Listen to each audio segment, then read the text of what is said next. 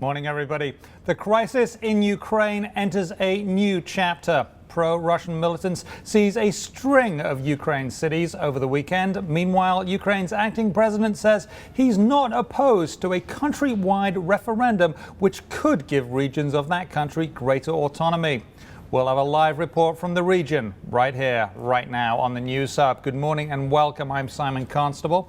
And joining us now with the latest on this fast-moving story, we have WSJ's Greg White in Moscow. Greg, thank you for being there. Hi, nice to be here. So before we get to the potential referendum, let's talk about the string of cities that were seized by militants. Yeah, over the last several days, we've seen a string of smaller towns and cities in the Donetsk region of eastern Ukraine, which is an area that's near the Russian border that's populated by a lot of ethnic Russians and Russian speakers.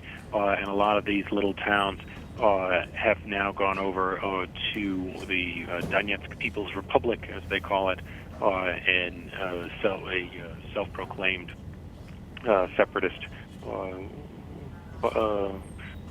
state. Now, Greg, we're hearing reports that maybe these are actually Russian troops, sort of in disguises or not identifying themselves as such.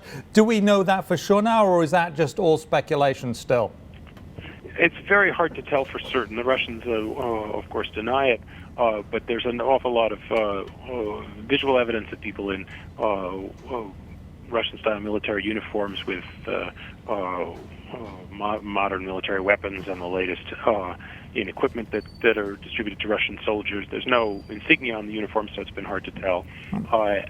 Certainly, the authorities in Kiev, as well as officials in Washington and a number of European capitals, say that Russian agents are clearly behind this. But again, Moscow continues to deny that, and there's been no incontrovertible proof. Now, Ukraine's acting president is softening his tone and saying, look, hey, maybe we can have a referendum. Tell us more about that.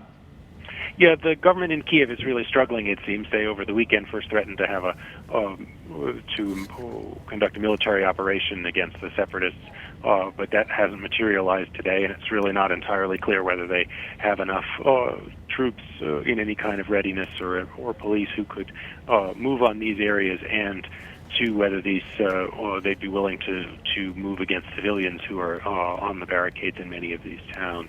So this morning, Mr. Turchynov came out with the proposal that maybe they would have a referendum on some sort of federal structure giving regions more autonomy, and that they hold that referendum on May 25th along with the presidential elections. The details of that remain unclear, and it's uncertain whether that's enough to placate the separatists. It seems unlikely. It seems like their efforts, and clearly a message that the Russians have been putting out, is that the elections in May, the presidential elections, have to be delayed, and that would be a setback for the authorities in Kiev in their efforts to get about the business of governing and legitimizing themselves. Okay, well, we will stand by and see what happens there. Thank you very much. Greg White of the Wall Street Journal.